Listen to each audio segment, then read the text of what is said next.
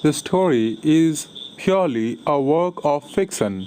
Any resemblance to any incident, person, or place is absolutely unintentional and coincidental. Back to the Roots, Part 2. When Karuna got up next morning, she sensed something unusual. She could not hear any sound of Indu or Mambo or even her own baby. She had some ominous feelings.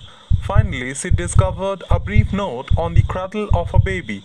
It was from Indu. Karuna, we had just no courage to tell you. Mambo and I loved each other ever since he started living with us. We are leaving never to return. Your baby will be safe with us. Mother's money is there in the safe. May God bless you and forgive us. Your Indu. This was sufficient to shatter her to pieces. She never suspected or could ever imagine Indu was capable of that or Mambo was that much of a rogue. How could they take the baby? Surely now she had lost her baby. She had lost her mother too, lost her sister, and the person she needed most, Mambo. The money was there, but it could only support her for the next 6 months or so. But what after the 6 months were over? The only quality she had was sportsmanship. But she could not get back to that. She needed a source of income. She went out in search of a job. She visited the city sports club, the athletic club, the multi speciality gym, the CRM United Academy, the Star Sports Complex. But she failed to find any job. She knew very well that getting a job in an athletic club was hardly possible for her. She was fed up. She could not think what was waiting for her. She had never been under such uncertainty before that. One day, she was casually strolling down the track of her old club when she heard someone calling her from behind. She could not recognize the girl. It was Zia. She was astonished to know that even Karuna was under such condition and so badly looking for a job and that she could not find any. She said she'll talk with the manager of her own club since the position of the women coach was lying vacant there. This was some positivity after months. She thanked Gia, although she could not be very optimistic about it. After all, how a trainee could get her a job anyway? On a morning after a week, Zia came to Karuna's house informing that the manager wanted to see her. Now this gave Karuna some positive vibes. The very next morning, Karuna saw the manager of the Apollo Athletic Club. Although they were not totally convinced, they knew she was the best person available.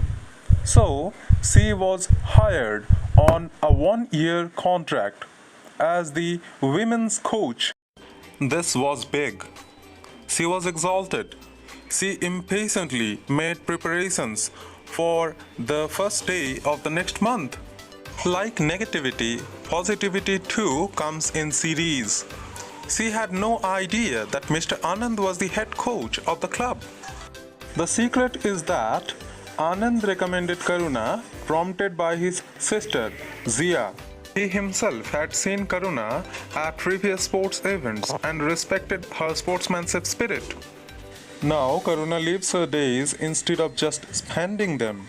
It seemed it was a new life gifted to her. She deeply engrossed herself in training the girls. Her nights were spent in planning to train in the best possible ways and the days in executing them. The board of administrators, who were in a little doubt in hiring Karuna, were full of appreciation for her now. Soon there was an uprise in the enrollment of the club, and gradually they started climbing up. The management renewed her contract with a better scale of pay. In between, Zia had done a mischief. She had proposed a marriage of Anand with Karuna to Mrs. Anand.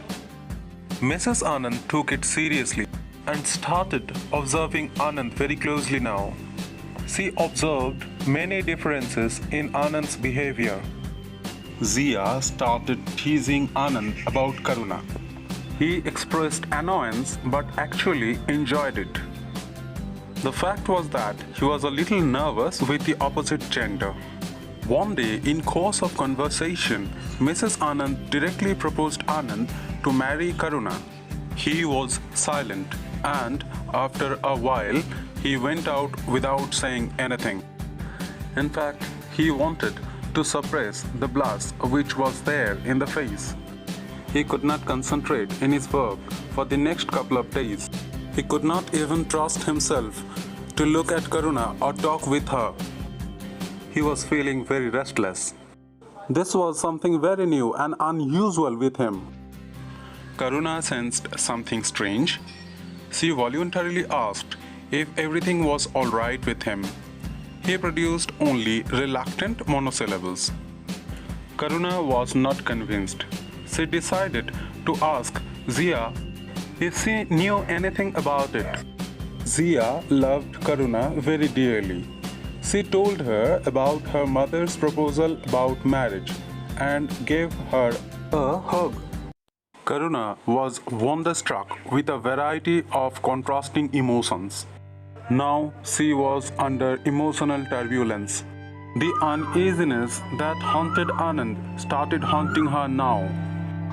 She absented club for 3 days to concentrate on the problem, but could not come to a conclusion. She gathered courage and visited Mrs. Anand one day. Mrs. Anand very warmly received her and asked her to stay for the lunch. After some hesitation, she stayed for the lunch. Anand and Zia returned, and both were surprised and glad to see Karuna. After lunch, she started giving a factual description of whatever incidents had happened to her personal life, right from her childhood to what happened during her sports career, whatever happened afterwards, and what actually brought her to a ruin. Mrs. Anand was stunned.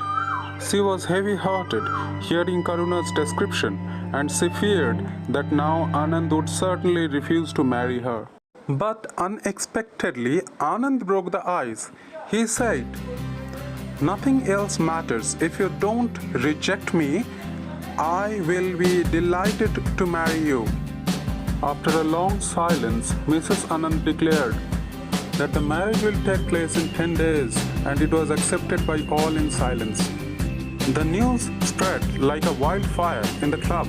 Every single individual speculated on such a possibility since long, and now they were relieved to see such a welcome event. In a year or so, their next speculation was whether their child was to be a boy or a girl. Let me tell you, it was a boy.